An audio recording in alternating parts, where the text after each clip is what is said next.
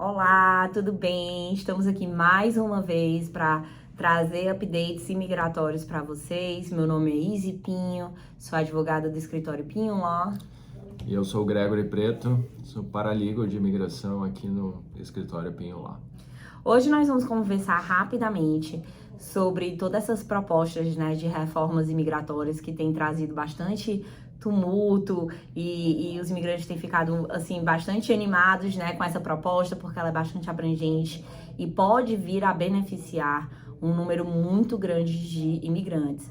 Então, estamos aqui para conversar sobre isso, mas gostaríamos de lembrar logo de saída que é uma proposta, não tem nada aprovado, você não pode fazer nenhuma aplicação para essa reforma imigratória nesse momento. Então, se tem alguém me vendendo um serviço ou pedindo um depósito para que você possa conseguir um green card ou uma permissão de trabalho devido à reforma imigratória, faça sua pesquisa, entenda exatamente o que é que você está comprando e não caia em potenciais golpes que certas pessoas estão, né, já se beneficiando de uma coisa que ainda não é certeza. Correto. Tem muita gente que nesse momento acaba se aproveitando, né, dessas situações e, como a Izzy bem colocou, ainda tem bastante coisa a acontecer antes da gente ter a aprovação final da reforma. Exato. Então, assim, primeiro, para que a gente possa trabalhar no caso do cliente, a gente precisa ter uma base legal para que a gente consiga realmente, né, passar esse benefício para o cliente, ou seja, conseguir um green card para o cliente, conseguir um visto, conseguir uma permissão de trabalho. E no momento, para essa reforma imigratória, não existe uma lei no qual a gente consegue se basear, existe um projeto de lei no qual a Committee, né, eles escreveram, esse é o projeto de lei, foi enviado para ser revisado e saber se estaria podendo entrar na reconciliação do budget orçamentária, né? Desculpa, do nosso governo, né? Então, primeiro, eles têm que, nós temos dois passos que precisam ser tomados. A averiguação para saber se essa reforma imigratória pode acontecer dentro da reconciliação orçamentária e dois, que tenham uns votos, né, para que essa reconciliação orçamentária passe com todos com todas as leis propostas dentro desse budget reconciliation. Então, ainda tem dois steps aí, pelo menos, que precisam acontecer para que a gente se sinta seguro o suficiente para dizer que essa reforma imigratória vai acontecer. Então, essa é só a minha opinião, né? Eu acredito, eu tenho fé que as coisas podem melhorar, que reformas podem acontecer, mas antes que a gente se comprometa com os nossos clientes, né, e que realmente oferte esse tipo de serviço, a gente precisa ter uma base legal. Exato. E ainda lembrando, mesmo após a aprovação, vamos dizer, se vier a acontecer da reforma, ainda vai existir um tempo onde a própria USCIS vai emitir, por exemplo, uma instrução que vai conter lá, de repente, os requisitos que a pessoa precisa apresentar, as evidências necessárias que ela tem que encaminhar, O formulário necessário, de repente vai existir um formulário novo, uma adequação de um novo formulário, isso tudo ainda vai ser estabelecido pela USCIS. E após, né, vamos supor que vamos partir do cenário no qual essa reforma imigratória é aprovada, né? Se essa reforma imigratória vem vir a ser aprovada, existe um tempo no qual está prescrito por lei, né? Nessa proposta de lei são 180 dias ou até maio de 2022, né? Maio de 2022, para que ela realmente vire efetiva, ou seja, para que você possa pedir o benefício baseado na reforma de lei. Então, não é que a lei passou amanhã e depois de amanhã você vai conseguir esse benefício. Não, vai ter um período no qual os órgãos responsáveis por essa reforma imigratória vão precisar se ajustar, vão precisar criar os tools, né, necessários para que a gente consiga fazer essas aplicações para o cliente. Eu também acho que isso é importante, que o cliente fica ansioso, quer resolver, quer fazer, mas ainda existem passos a serem tomados até que a gente chegue nesse momento, né? Isso é uma série de situações que precisam ser pensadas, porque isso sendo aprovado, acaba movimentando um número muito grande de aplicantes. Muito. E isso implica numa série de coisas, pessoas para analisar as aplicações, recebimento dessas aplicações, das próprias taxas, como é que tudo isso vai ser feito. Quem é o grupo responsável, Exato, qual o endereço que envia, pra né? onde Então, envia. são muitos detalhes que eu acho que eles vão precisar desse tempo hábil aí no qual foi pedido dentro da lei para que eles consigam colocar em prática caso venha vir a ser aprovado. A gente ainda tem esse detalhe muito grande. Antes de qualquer coisa. Mas falando sobre o projeto em si, né? O que é que o projeto engloba? Quem seriam as pessoas beneficiadas, né? É realmente uma coisa tão grande quanto está sendo comentado na mídia? Então, é isso que a gente está aqui para responder hoje e explicar um pouco quem são as pessoas que poderiam estar se beneficiando, para que, se você, né, tem esse potencial de se beneficiar por meio desse projeto de lei, você já fique ciente, já comece a se informar e vejam quais são os próximos passos para que no momento que você puder tomar uma decisão, né, e agir para que você consiga esse benefício, você esteja preparado. Exato. Então, Gregory, tu quer começar explicando um pouco sobre os menores e o DACA, do que é que a gente tem hoje, como é que estaria mudando dentro desse projeto de lei?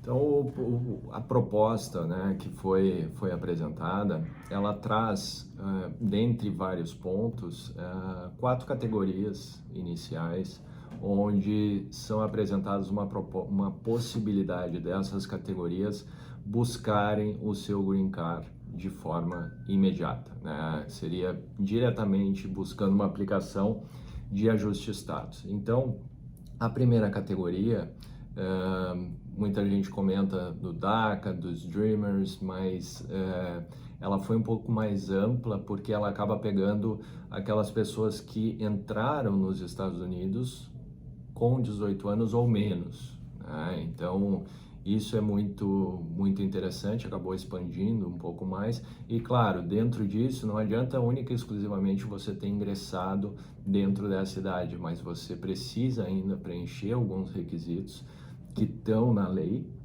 né, na proposta, e eles vêm desde a presença que você tem que ter dentro dos Estados Unidos a partir de janeiro de 2021 até o momento da sua aplicação, e também outros requerimentos, né, que vêm da demonstração que você prestou serviço para as Forças Armadas, ou então você tem, por exemplo, um registro de ter completado um curso em direção a uma graduação, um curso de 2 anos, um curso técnico, ou você está matriculado em algum curso para uma graduação e você está, durante o período desse curso que você está matriculado, você está ou fazendo um estágio, ou já está trabalhando, ou participando de um aprendizado, algo nesse sentido,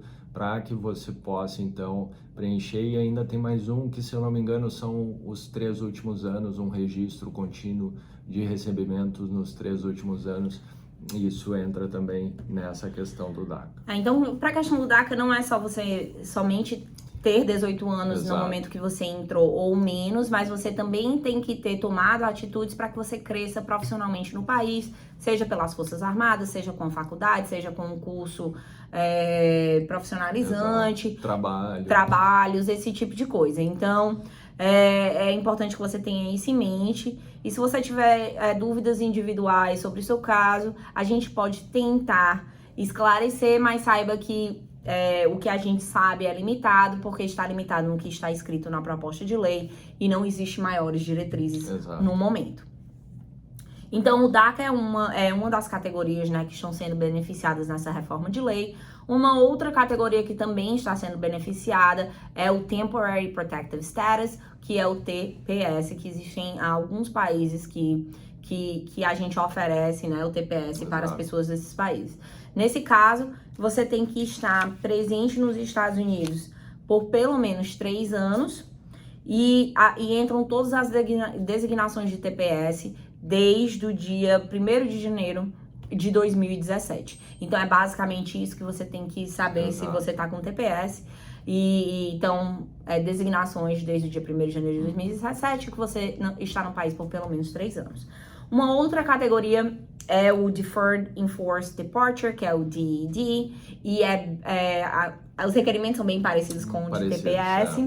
Que muda um pouquinho a data. Exato. Mas requer também os 3 anos, né? Que você tem que estar nos Estados Unidos por pelo menos 3 anos. E que tem que ter a designação de DED desde o dia 20 de janeiro de 2021. Então, essas pessoas que estariam dentro dessa categoria estariam se beneficiando. A outra, que é a que a gente tem mais perguntas. Exato. Todo mundo quer saber se enquadra. Sim, não. E que a ansiedade maior acontece nessa categoria, que é a categoria dos Essential Workers, né? Então, o que é o Essential Workers? Daí, a gente é levada a um outro documento, que eu acredito que muitas pessoas que estarão nos assistindo nessa live também já receberam, Sim. ou já leram, ou já souberam, que é esse documento, no qual ele não fala sobre imigração, mas ele determina quais são as profissões, né, os empregos que estariam entrando na categoria de Essential Workers. Na nossa leitura é bem abrangente, são vários setores. Exato. Por exemplo, construção, transporte, limpeza, hospitalidade, saúde, alimentação, tudo. Assim, ele é muito abrangente, ele é muito amplo, vale a leitura, porque dentro desse memorando que foi divulgado pelo DHS, ele é bem extensivo e ele traz por cada setor a profissão. Então, assim, se você acha que você é uma pessoa que pode se qualificar, vale a pena você, talvez, dar uma olhada nesse documento e ver se, né, você estaria se encaixando de alguma forma. Isso é uma medida preventiva, né? Como o projeto de lei ainda não virou lei, isso é só mais uma questão para você se informar e saber se tem algo que você pode fazer antes de que realmente vire lei ou alguma coisa do tipo. Se tem mais alguma coisa sobre Essential Workers que a gente deveria notar? Não, a única questão é que... tá presente, né? Exato, tá presente aqui a partir de janeiro de 2021 e a data, né, que eles colocam da pessoa ter desenvolvido alguma atividade do período de janeiro de 2020 a agosto de 2021. Isso é super importante. Mas isso é algo que a gente ainda tá aguardando, porque isso tudo, como a gente já falou desde o início, é um projeto e a gente tá aguardando maiores detalhes quanto à aprovação. Sim, e para que fique claro, esses projetos de lei, eles podem sempre ser modificados. Então, o que está escrito hoje não significa que vai ser o final e não significa que vai ser aprovado. Então, a gente tem que ter muito cuidado quando estamos comunicando para os nossos clientes, potenciais clientes, ouvintes, que é um projeto, né? A gente não quer parecer que estamos dizendo que não vai acontecer ou que não é uma possibilidade. Muito pelo contrário, é muito do nosso interesse, seria uma maravilha poder ajudar tantas pessoas de uma vez, né? Seria, para mim, profissionalmente, eu acredito que seria um dos maiores bens que eu conseguiria fazer dentro da nossa comunidade se a gente tivesse a possibilidade de ajudar tantas pessoas.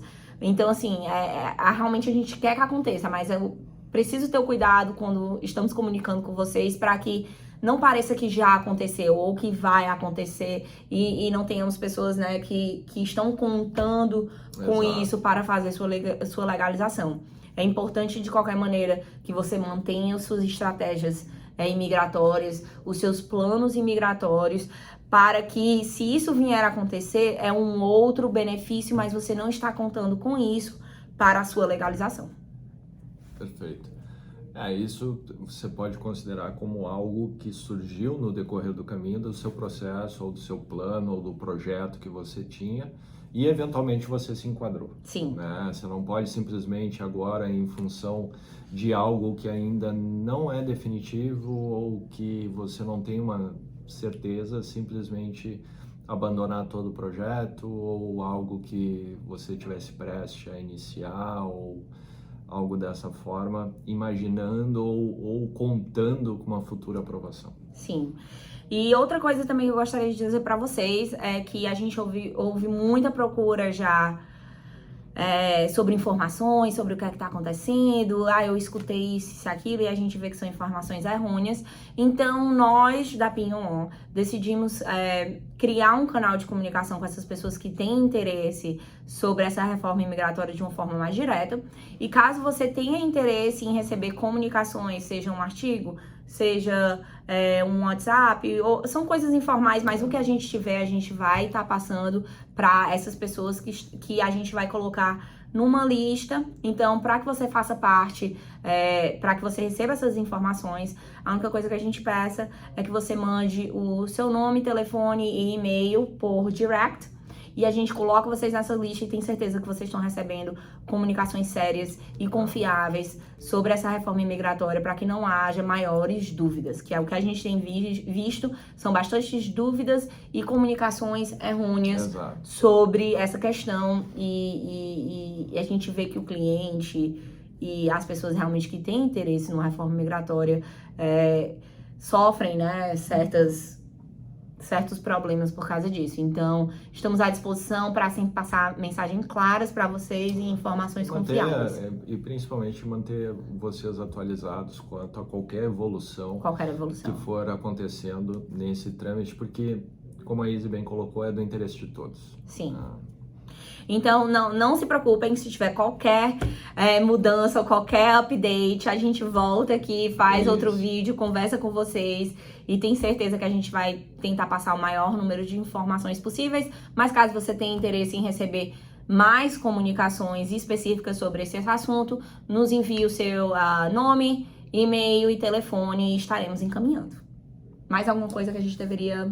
Eu acho que quanto à parte orçamentária, da reforma imigratória, a gente abordou assim os pontos principais, pontos chaves. Existem ainda alguns detalhes que são interessantes para algumas outras categorias, como Priority Date, mas hoje eu acho que essa questão é a principal, é a questão que efetivamente muita gente está ansiosa, aguardando o desfecho dessa reforma, ou melhor dizendo, dessa proposta, todo mundo aguardando para saber se caminha ou não, para ter um resultado aí que vai ajudar muita gente no final. Estamos ansiosos com vocês. Exatamente. Então tá, gente, muito obrigada por nos escutar mais uma vez e estamos à disposição. Qualquer dúvida, o nosso WhatsApp é 407-640-2800. Tchau, tchau.